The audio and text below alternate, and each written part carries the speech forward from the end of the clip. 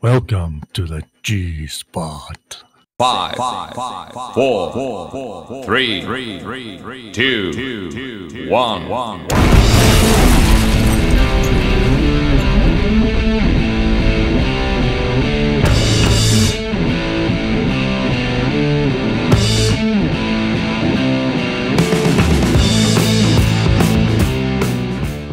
Hello everybody and welcome to Dynamic GT League's G-Spot, otherwise known as the Dgt-G-Spot, and I'm going to sneeze.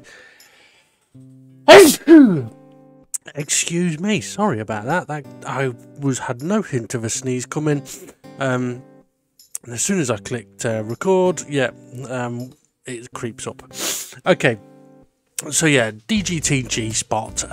This is the G12. Now don't get confused. Within the videos, I do have G1, 2, 3, 4, 5, but also like the videos of G1, 2, 3, 4, 5. And this is the 12th. Although there have been more, but the first few weren't called a G number. Okay, so what is the G-Spot all about? Well, it's where we can have a look at weird and wonderful things that happen within the Dynamic GT League races, or we can have a look at things that people have requested us to give a definition on, or have a look at brilliant overtakes. Clarify whether something would have been a penalty or not. Also, if somebody has put a report in on someone and a penalty has been applied, we can show why that might be, or for example why a penalty hasn't been given. So we use it as a tool to help educate, but also we use it to have a bit of fun with as well. And I'm going to blow my nose before I sneeze again. So we try and have a bit of fun with it. Excuse me. Now Ray isn't with me. Normally he would be, but he's moved house now. He's getting settled in. Hasn't got internet yet. But also this week, obviously I'm putting out a few of these G's to get us caught back up. Okay, so today's video, what is that all about? Well, the last two we've had a video with a number of things that happened at Suzuka, which was G10. G11 was about things that happened at Fuji. This G12 is to answer a question about what is fair range. Now, there's a couple of things to bear in mind here. Fair range is a terminology that has been created by us in DGT League. And there's kind of two parts to it initially, which is there's the verbal definition of what fair range is, but then there's also the actual physical definition of what fair range is. And the reason I say that is because okay, let's take Spa for example. The start line at Spa is not the same as the finish line at Spa. So if we were to ask the question, where does the Spa race start and finish? Well, one way to answer it would be, well, it starts and finishes on the main straight, on the pit straight. But physically, it starts at one point and ends at another. So there is a difference. And this is a similar thing. So what I'm going to do is focus first on the verbal definition of what fair range is. Now, it's a terminology which I coined in trying to give an example, or being able to say that one car is close enough to another that the car ahead could or should be prepared for an overtake to be attempted. So it's kind of like, I mean, people have asked, or people often say, oh, that's a dive bomb.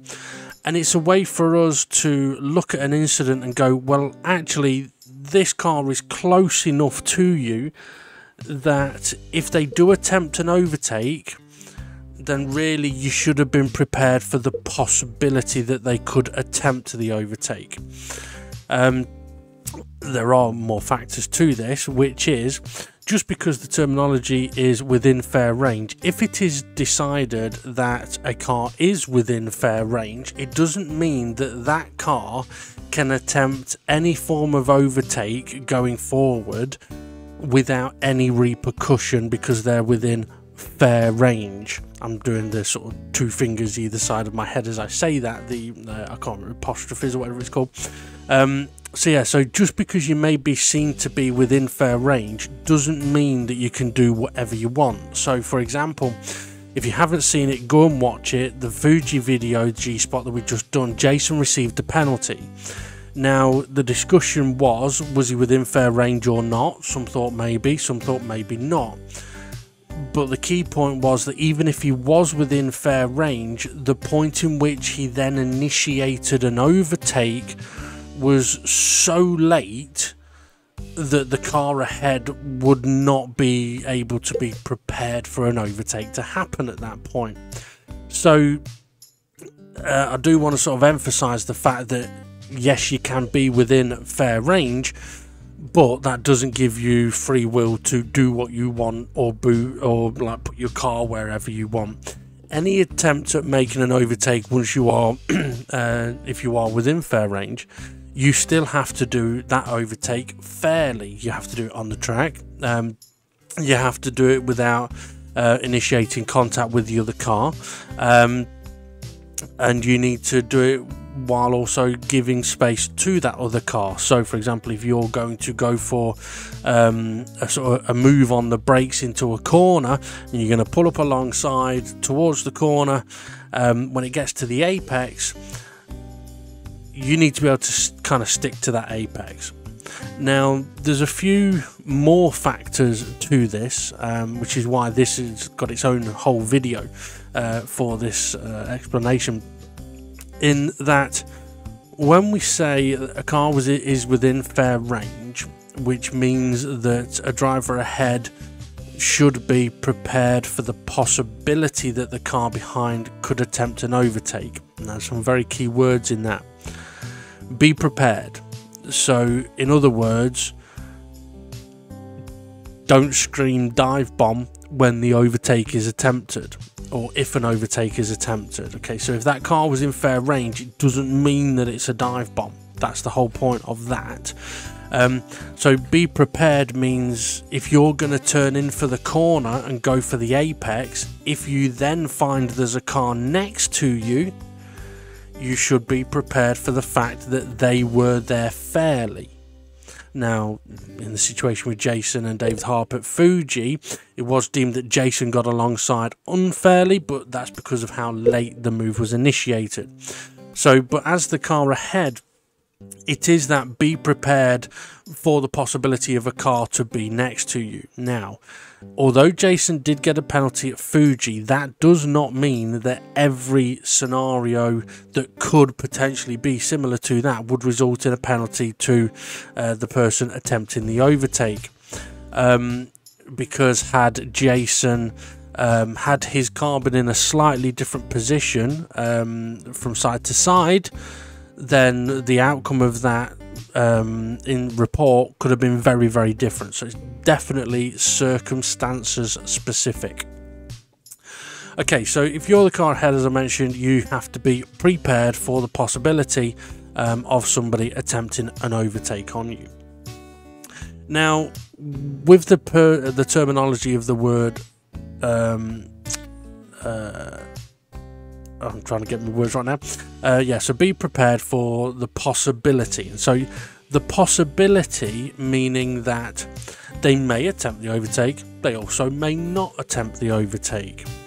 But the possibility also transcends into the person that is potentially going to be attempting the overtake. So if you're the car behind, you're the one that's within fair range, then what you have to be prepared for is that you may have the possibility to attempt an overtake, but you also have to be prepared for the possibility that the car ahead of you isn't going to be able to see you in time and may turn in on you at the corner.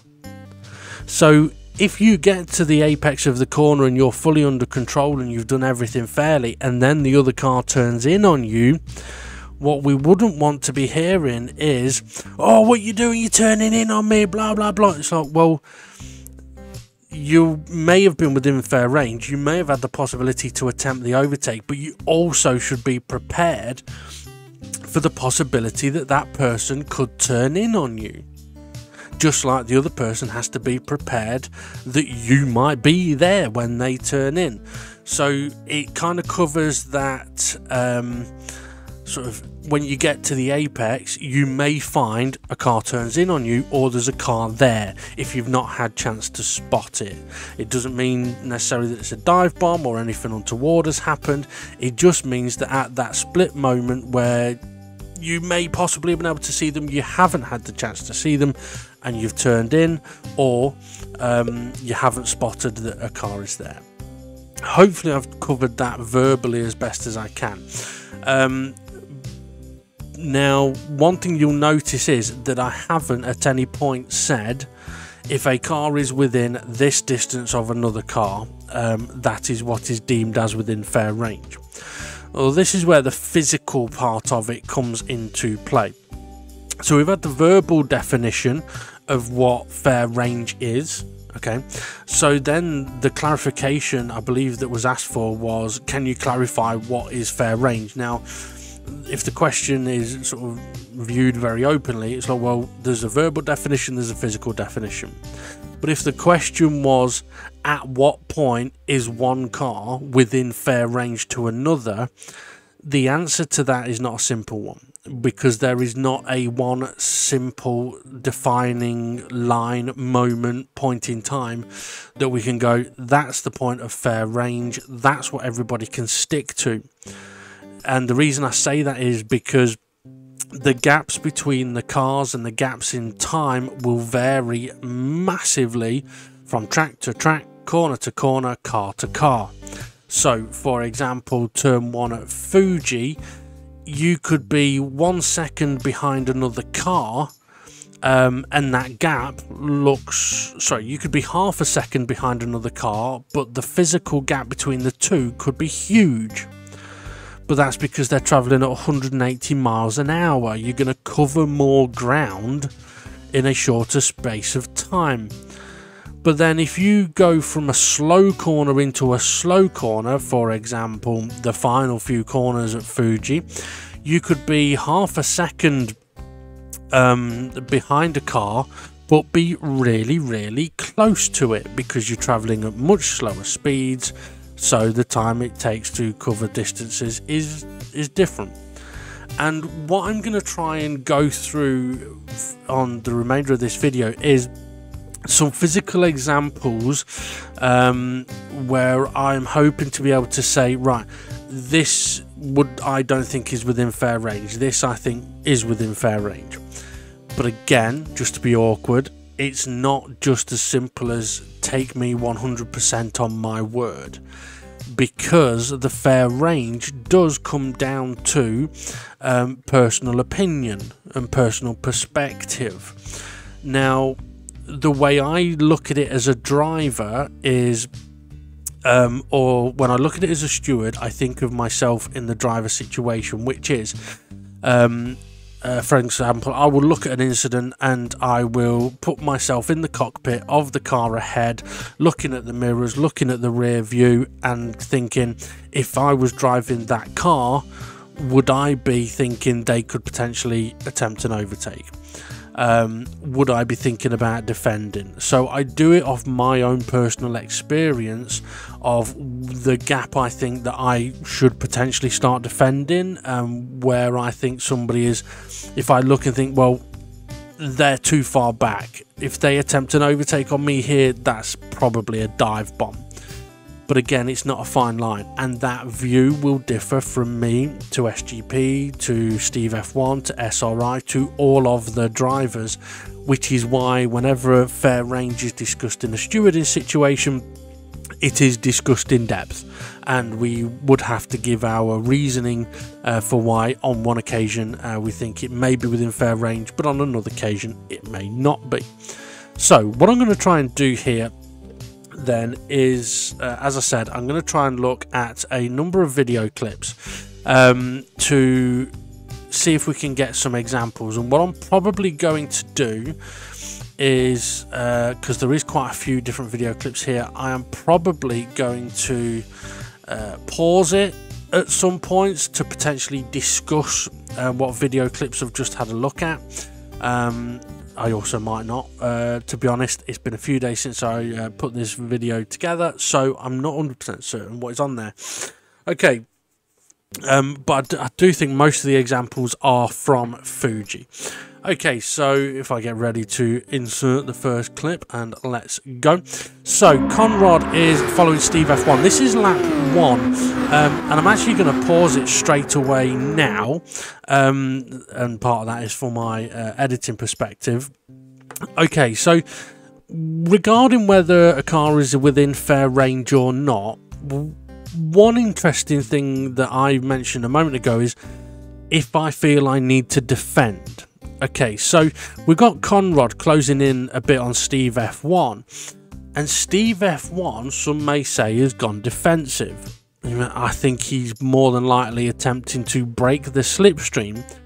But if I was to look at this as a steward, I would say, okay, I know that Steve F1 is looking in his mirrors. He is looking at where Conrad is, so he is aware of the gap between the two. If Steve F1 is moving across the road here, then it's because he's trying to break the slipstream.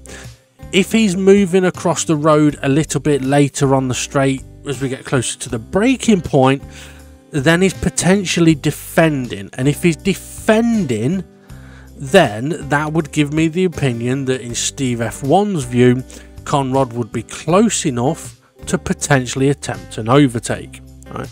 So, and now I'm not saying that that is exactly what the stewards would see as well, but I think it would work in the favour of if a driver is defending from another driver, then the driver who's doing the defending is feeling that the car behind is close enough that they need to defend. Okay.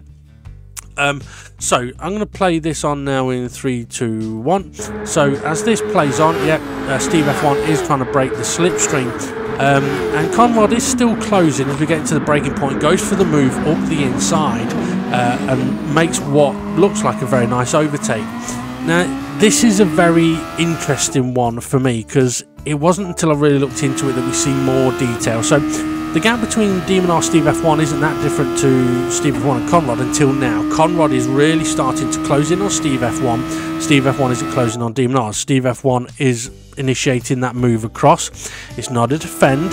This is a break the slipstream, which nearly works, and then we get close to the braking point. Steve F1 is not defending at this point, I will say.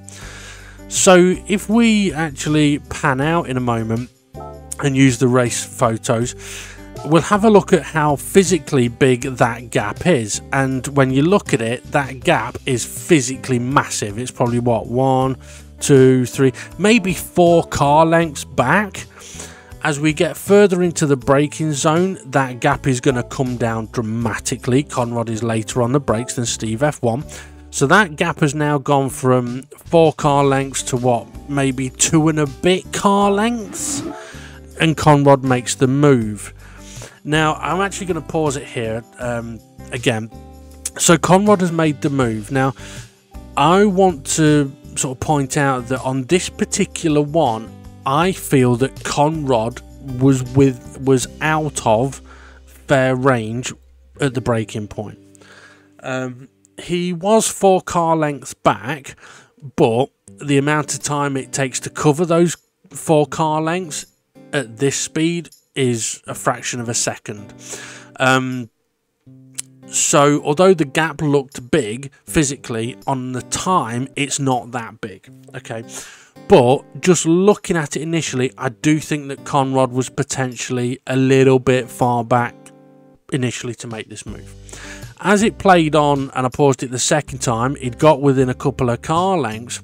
I think at that point the gap, if that had been at the start of the braking zone, definitely within fair range in my opinion. Now, Conrad's gone for the overtake here, so even if I feel that Conrad was not within fair range, right, he has attempted the overtake. So this is a late move, okay, potentially. It's not a dive bomb. It is a late move. It's on the brakes. Now, what would, for me, define it whether it's a dive bomb or not is whether Conrad has any control over his car when it gets to the apex of the corner. Now, I would also say that Conrad has got a brilliant dance partner here in Steve F1, in that Steve F1 has known that Conrad was close down the straight. He didn't defend into the braking zone, right? But at the same time, he's been aware that Conrad has closed that gap rapidly in the braking zone and he's going for the move. So fair play to Steve F1. He's been able to give Conrad the room here to do this overtake. For Conrad, him making this kind of overtake, he would have to be prepared for the possibility that Steve F1 was going to turn in for this corner and could make contact with Conrad. And if that had happened and it would have ended up with Conrad spinning off the track, whatever it may be, in my own personal opinion, chances are Steve F1 would not be at fault for that. Now, that doesn't mean that you can just turn in on people willy-nilly. We would always say that if you have had the opportunity to spot that someone is making a late move or a dive bomb move, if you can spot that and then give them the room to do it, it works in your favour massively. You can still report that and go, look, no contact was made, but I don't think this was necessarily a fair overtake. I think this was a dive bomb. Can you have a look at it? We can have a look at it. We can educate the driver as to whether it's a dive bomb, whether it was in fair range, whatever it may be. Whereas if you see that the car is there and you go, well, he was too far back, I'm going to turn in, it's not really a very sporting way to race, especially in DGT. We're more about give each other room rather than squeeze each other, unless we're having a big hug. But yeah, so even if someone messes up, if we can give them room to make that cock up, we may also be able to capitalise from it. So I'm going to continue playing this on now. And so the key point from now as well is, so Steve F1 has done a brilliant job here to avoid any contact with Conrad. So the key point now is Conrad in control of his car? So if we play this on in 3, 2, 1, and the answer is yes, he's fully in control of his car into the apex and on the exit of the corner. I'm going to quickly pause it there because we're going to move on to the next video clip. So although that was a potentially late overtake by Conrad there, he was fortunate in a way that he had a very good dance partner, but also what went in his favour was the fact that he was fully in control of his car at the apex. Now, some may say, well, how could he have been out of fair range, but he's made the overtake and made the apex, but could have potentially have ended up with a penalty if there'd have been contact? Well, it comes down to how far back you are, but also, yes, Conrad's been able to brake late and make that move, but he wouldn't be able to do it on another lap. The tyres aren't going to allow him to do it, so it's not that he's braking at the normal point. He is braking much later to attempt the overtake, and it's not at a point that you'd be able to brake throughout the course of the race. So the reason he's been able to close that gap to Steve F1 in the braking zone is because Steve F1 has braked at a point that he's going to brake at every lap of the race consistently, and Conrad has gone much deeper into the corner before braking to make the overtake. So yeah. But anyway, so on that one, as I mentioned, I think potentially out of fair range. It'd be interesting to see what the other admins say, but bear in mind as well, they haven't seen these clips. This is literally just me sort of recording these, looking into this stuff, and trying to get the G-spots out quickly. Okay, so I'm going to move on to the next video clip then. Which is Dave the Harp is behind Art Pal. So I think this is going to be a rundown to the first corner again. So I'm going to hit play in 3, 2, 1, play. So yeah, so this is David Hart taking a wide entry into the final corner to get a quicker run out. He's tagged the back of Art Pal, he's unlucky there. Much quicker now, he's much closer to Art Pal than Conrad was to Steve F1. So as a steward, already at this point, I'd say David Hart is within fair range. He's already there. Art Pal knows it, he's breaking the slipstream. He moves across, no problem. And now Art Pal makes a defensive move. David Hart is 100% within fair range. And maybe a little later on the brakes, goes around the outside. Lovely overtake, good driving from the pair of them. View it again from Art Pal. So Art Pal doesn't really bother with Jason's slipstream. Jason drops into it. Art Pal is going to move across at the point he spotted that Dave is closing in. Oh no, sorry, this is a different one. Hang on a minute, let me pause that and rewind it. Okay, it's a different clip. Hang on a minute, let me get back. Then. Okay, so. Yes, so Art Pal then, I'm guessing this is going to be a move on Jason ahead. So get ready to play this one in 3, 2, 1, play. Okay, so Fuji's main straight again. Jason is ahead of Art Pal. I think it's Jimmy there, it's pinning into the pit. So Art Pal's got Jason's slipstream. So Art Pal's maybe a little further back initially than Dave was on Art Pal, but now, okay, Art Pal is within fair range. Already, I would say that. Okay, so does the dummy, makes the move round the outside, was late on the brakes. Jason manages to hold on to the position. Are we going to have a look at that in a bit more detail? Yes, we are. Okay, we're going to look at it from this view. I don't know if this is the view that Jason uses, but it will show the mirror, which I want to be able to show. So I personally, without actually having looked at the gap between the cars, I already think that Art Pal is within fair range now. If I was Jason, I'd be thinking defend. Jason does defend. Art Pal goes to make the move to the outside. Now, on that mirror, it looks like it could potentially be too far away. However, that is 150% within fair range for this corner. Definitely. Jason felt it was as well. He's gone for the overtake. Lovely drive in between the two of them then. Okay, on to the next one then, and this is Demon R behind Jason and SRI. Both of those guys going side by side. And what's Demon R going to do? Up the inside of Ray? Not quite. I'm hoping I'll go back and have another look at this one in slightly slower motion. Okay, we are. Okay, so I'm going to quickly pause it here because I don't know how long I'm on pause for there. So this is a situation where as we get to the breaking point, SRI and Jason are side by side fighting, and Demon R isn't that far away. I don't think he's 4 car lengths away. Is he within fair range? Probably not. But I mean, I know because I'm Demon R. I know that those two going side by side into this corner, they're going to be slow. I'm going to be able to close this gap up really quickly, but I'd have to be very careful. Now, let's see. Am I going to play this on? Yes, so it's to do with this gap here. Now I want to pause it again. I am going to click through it in slow motion. Okay, so couple of factors. I haven't looked at exactly how big the gap is, but if I was within fair range or not, that would be up for discussion. But what I'm interested to point out here is that even if I was within fair range, because these two cars are side by side and battling, then these two cars are focused more than likely on each other, not me behind them.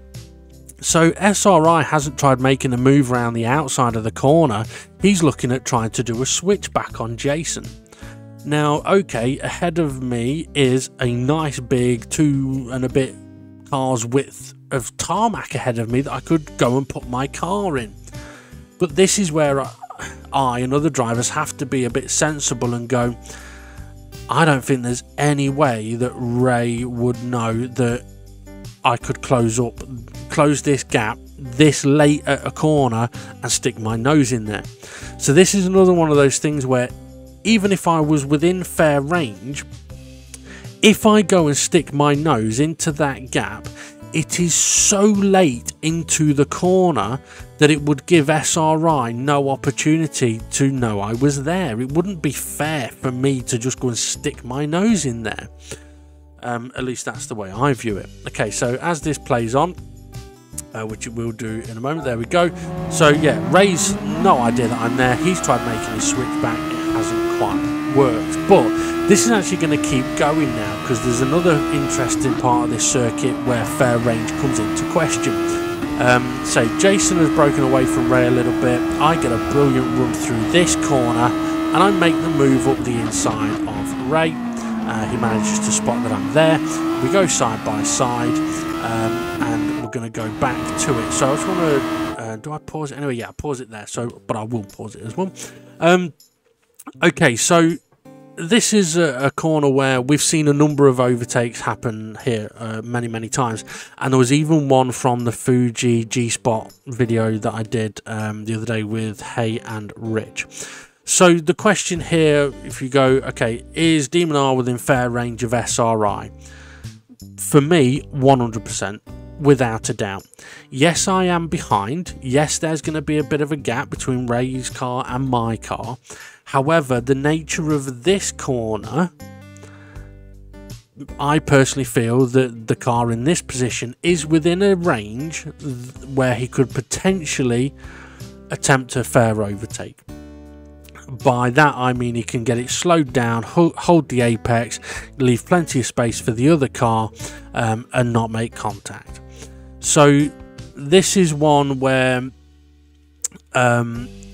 even if the car was a little bit further back, I'd still potentially say it's within fair range. Now, I can't put an exact marker on it because, as I've already explained, it differs from one to another, one corner to another. But one feature of this particular corner is we've got a very straight, although we've just come off a long corner, we are now on a very straight bit of road into a very tight left-hand corner. We're not on a slow corner into another slow corner. So, for example, the final sector. So the braking zone has an effect on what could be seen as fair range. So because we've got a very straight braking zone, the fair range could potentially be that little bit larger than if the braking zone was around a corner. Okay, so let's see how I play this on. Do we have a look at the gap? No, we don't. So you see we're already up alongside. SRI spotted it, and as I mentioned, plenty of space being given. This then carries on down into the next corner, which again, okay, I'm going to pause it here. This is an interesting corner as well. Not the kink, but the 90 right coming after it, because the braking point is different for that corner compared to when we're on the other layout of the track. It's a much faster corner this way. But there's a couple of things that I would factor in here if I was looking at it from a steward's view. Let's say coming down to this corner, SRI attempts a move on Demon R up the inside, and Demon R turns in on SRI, making contact, and Demon R says, I didn't know he was there. Well, as a steward, I'd be saying, what do you mean you didn't know he was there? You've just had a cheeky look up the inside at turn 1, knowing that you can't stick your nose in there. You've then watched Ray and Jason battle through turn 2. You've closed in on Ray through turn 3. You've attempted an overtake into turn 4 where you were side by side and you've just got past him. So to then say that you did not know he was there is absolute utter bullshit, because you've just driven past him. You know he's there. You've literally just gone side by side with him. So you already know that he's there. So to then say, well, I didn't know he was there, that's not going to get you very far. So in this situation, would that differ what fair range could be? Well, no, not really. The fair range would still be its own separate thing. But a steward would take into consideration what the driver should know that he's there. If you've just gone side by side down a long straight with someone, when you get to the corner, you should be expecting that they're going to be around you somewhere. That's one of the reasons why, with the clip earlier with Dave and Artpal down the main straight, I mentioned sort of straight out of the exit, the final corner, the gap between Dave and Artpal was much smaller than others we'd seen, so straight away he's within fair range. So the car ahead should be aware from that point he could be under attack at turn 1. So Demon R here should be prepared that for him to potentially be under attack going into the next corner. So as we eventually get playing this on, you see Demon R comes inside a bit, then doesn't. Demon R, SRI looks up the inside. I'm going to pause it here again actually, and gets up alongside within the braking zone. So SRI was undoubtedly within fair range. Demon R has chosen not to defend the corner. So just because Demon R didn't defend the corner doesn't mean he didn't think SRI was in fair range. He's chosen not to defend the corner. That's his prerogative.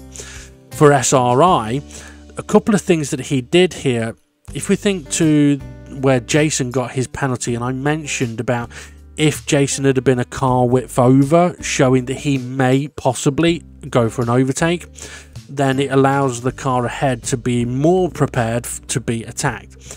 And this is that similar situation where SRI is much closer. Demon R's not defended, but SRI has shown, I'm looking up yours inside here before actually going up alongside. So when it gets to the point that SRI is side by side, Demon R should be fully aware that SRI is there. And as this plays on, he's backed out of it, he's decided to try and get a better exit, and he's now within fair range to attempt the move. Manages to leave space on the exit. SRI is allowed to defend this back. It gets a little bit tight on the exit of the corner here. Personally, I don't mind that. It's difficult on that inside line to keep it tight. And then here, again, is SRI within fair range of Demon R? At this point, yes. He's also got a lot of cars behind him as well. So as this gap now comes down, okay, yeah, SRI is definitely within a distance to where if I'm Demon R, which I'm going to be thinking defend. So yeah, this gap is coming down. He is certainly within fair range. Now, I don't know if we'll go and have a look at that gap physically between the two cars. Yes, we do. Okay, so this gap is what we're looking 1, 2, 2.5, maybe 3 car lengths at 250 meters from the corner. He was within fair range. Now at the braking point, that gap has come down to what, a car and a half length? Yeah, a car length. So here SRI is 100% within fair range to attempt an overtake. Artpal was also within fair range of SRI. We saw how close he was. I'll quickly pause that there. We saw how close Artpal was to SRI when SRI looked in. We looked in the rearview mirror. So Artpal on that occasion having a cheeky look up the inside. He was much closer than when Demon R did. So yeah. So at the braking point, I mean, where that one differs to the one with Conrad, at the braking point, or as I call what I would say the braking point is, Ray's car was a car and a bit length behind Demon R's. At that same braking point, when it was Steve F1 and Conrad, it was about 4 car lengths. So that's where the difference is, and I suppose that's something I should have mentioned, that there are some key parts on the track where I would go, okay, at this point, how far back is it? And it may be the exit of the previous corner, the braking point, the turn-in point. They're kind of the key points that I would look at as to what the gap is. Okay, let's move on to the next one because I've waffled loads. So what have we got here? So this is SGP then closing in on the back of SRI, who's closing in on the back of Artpal. So SGP is going to see these two not really battling, but SGP here I would say is not within fair range of SRI. Yeah, I mean, we look, so 1, 2, 3, maybe 4 car lengths. I'd say that's potentially outside of fair range. SRI though, 100% he's within fair range to potentially attempt an overtake. Remember, fair range doesn't mean you can, it means potentially. SGP though has now closed that gap up dramatically because SRI is a bit slower because of Artpal being there. So now the gap between SGP and SRI is so close. Is he within fair range? No. We've passed the point that fair range comes into effect. So SGP couldn't attempt an overtake on Ray there, but he can now because he was within the fair range on the exit of the corner and the approach to the next corner. Side by side they go. SGP is going to run a little wide. As I mentioned, it's so tricky to keep that tighter line there, and there you go. So a few examples there of what I would view as fair range, what I wouldn't view as fair range, and a number of variations in between, and also some extra bits. And I apologise that this is kind of waffled on a lot. And if you are still no clearer on what I would define as fair range, I suppose not from a steward's view, but from my own personal perspective, when I'm racing, there will be a point where I have my final look at how close a car is behind me, and whether that be in the mirrors on the car, the look behind view, that's the one I tend to go off most, because of all of the different views, that one tends to be able to give the best rear view perspective. The mirrors can be deceptive, we know that, even on in car view. Front bumper view, that mirror is so deceptive, because this is the other thing. I know I've said it's down to perspective, but it's not down to perspective of the driver in the car on the view that they can see on the mirrors that they've got. Okay, so for example, if I'm using front bumper view with the mirror, the virtual mirror up the top, and my perspective is when I've looked in that mirror that car is too far back, that's not the view or the perspective that counts, especially when we have done lots and lots of research and given lots and lots of information about how wrong that view in that mirror is. So when a car looks a long way back, it can actually be considerably closer. So you may have that view of, oh, they're too far back, but the view that matters is from all angles when a steward is looking at it. So for example, as I showed with Conrad and Steve F1, when I got to the braking point, I'd paused the video, I'd got the camera out, I'd walked around, physically looked at how big the gap is. I also would have gone on to Steve F1 cars and F1's car, gone into each of the different seating positions and looked in the rear view mirrors to see how close or how far away it would have looked, gone on to Conrad's car, done the same, and looked at all of the views, and that's what matters. Now, one of the views that doesn't tend to give a deception of perspective is the trail cam. Now, I would not necessarily recommend anybody attempts to race on the trail cam. It's really awkward. But when reviewing gaps and things like that is a very good one to use, because where the cars are positioned is not distorted by a mirror, a reflection, or anything like that. So I can fully understand that for some people, when they look at the mirrors on the cars, or perhaps even use the look behind view, they may feel that somebody has come from too far back.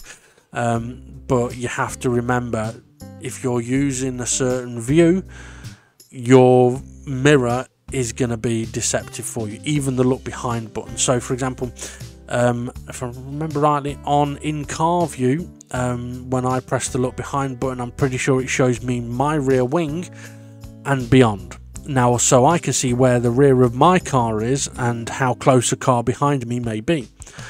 If I use the T-cam view, it does the same thing. I can see the rear wing and see how close somebody may be to it.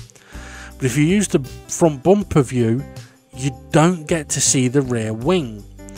You don't get to see any of the rear of the car.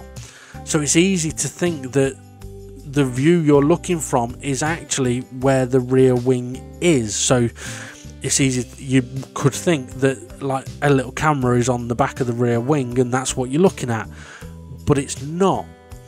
If you're on front bumper view, and it's similar with the virtual mirror, if you're on that view, the camera that you're actually looking from and you look behind is from the front of the car looking behind, not from the back of the car looking behind. So there's an extra car length in there straight away. So yeah, I can understand that some people may struggle at the time of what is fair range or not, but if you're going to use those views, you have to be prepared to factor in those differences, or be prepared that if incidents are reported and it is deemed that somebody was within fair range, then it could be because your view was skewed. But it's why, as a steward, we will go into as much sort of views and detail of it as possible. As I mentioned on a previous G-Spot video, with Jason and Dave the Harp report at Fuji, the sort of 90-degree right-hander, myself and two of the other stewards sat there for a good hour just discussing whether we thought Jason was within fair range or not. And it came down to 2 different points on the track. Was he in fair range here? Don't know, maybe. Is he within fair range there? Don't know, maybe. Well, he's definitely within fair range here, but he's very, very late on. So, yeah. So, anyway, I hope this video has helped. But, so, if I can try and give some kind of final sort of pointers. Excuse me. Okay, so, when you exit a corner, have a look behind you to see how close a car that behind you may be.